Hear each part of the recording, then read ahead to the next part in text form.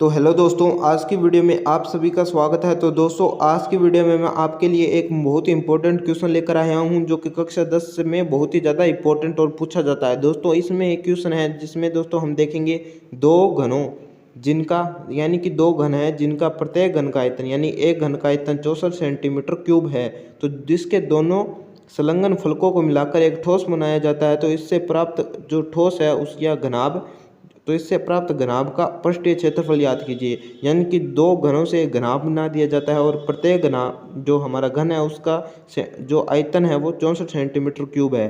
तो दोस्तों, आपको पता होगा एक घन का आयतन 64 सेंटीमीटर क्यूब है।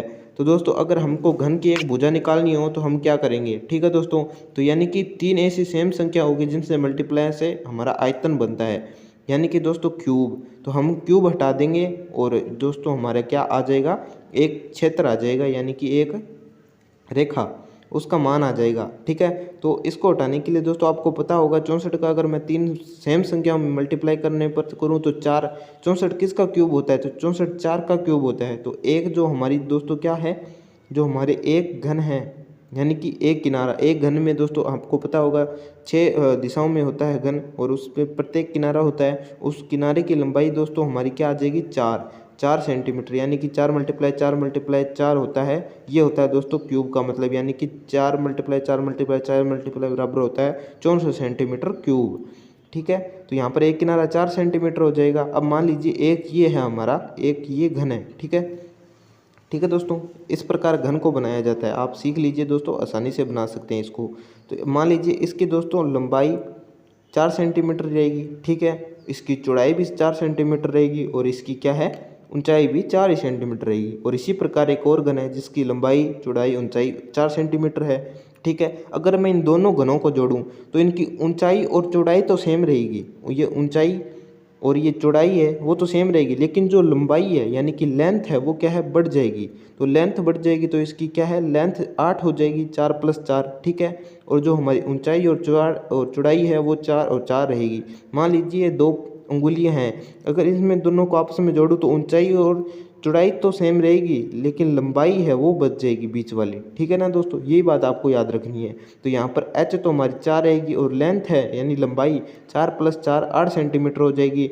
और हमारी b ब्रेथ यानी कि चौड़ाई है वो हमारी कितनी रहेगी? 4 सेंटीमीटर। ठीक है दोस्तों, अब दोस्तों हमको क्या पूछा है? अंत में हम देखें क्वेश्चन में घनाभ का पृष्ठीय क्षेत्रफल, यानी घन घन को जोड़कर घनाभ बन गया है और घनाभ का हमको पृष्ठीय क्षेत्रफल पूछा है। तो ठीक है दोस्तों, तो घनाभ के पृष्ठीय क्षेत्रफल का फॉर्मूला याद करो जल्दी से। तो दोस्तों घनाभ के पृष्ठीय क्षेत्रफल का फॉर्मूला भी हम लिखते हैं। ठीक है दोस्तों, आपको एक बात आपको हमेशा ध्यान रखनी है दोस्तों, आपको फॉर्मूले याद होने चाहिए, क्योंकि मैथ में नहीं फॉर्मूला का गेम है। और फॉर्मूला आपको याद है तो आप बड़ी आसानी से सब कुछ याद कर सकते हैं। इसलिए मैं फॉर्मूला सीरीज भी लेकर आऊँगा जिसमें सभी फॉर्मूले आपको याद करवाऊँगा।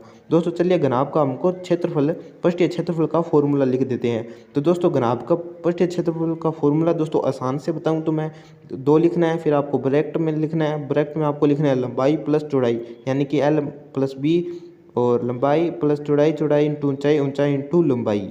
ठीक है, यानी कि LB + BH + HL। ठीक है, इसमें L, B और H मैंने तीनों आपको बता दिए।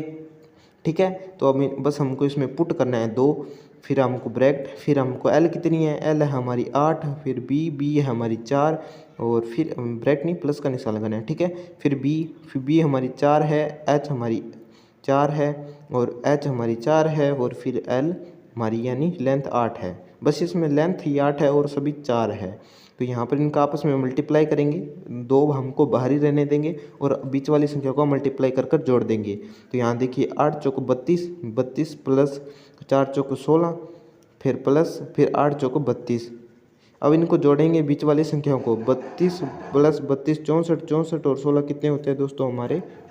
64 और 16 हमारे 80 होते हैं। तो 80 को हम 2 से मल्टीप्लाई कर देंगे तो ये दोस्तों हमारे 160 आ जाएंगे, और सेंटीमीटर क्यूब लगा देंगे तो दोस्तों हमारा सेंटीमीटर स्क्वायर। ठीक है दोस्तों, क्यूब नहीं लगानी, आपको स्क्वायर लगाना है। दोस्तों यही थी आज की हमारी वीडियो, जिसमें हमने एक घनाभ का पृष्ठीय क्षेत्रफल निकालने का फॉर्मूला और एक दो घनों को जोड़कर एक पृष्ठीय क्षेत्रफल बनाया था, जिसमें घनाभ का पृष्ठीय क्षेत्रफल था।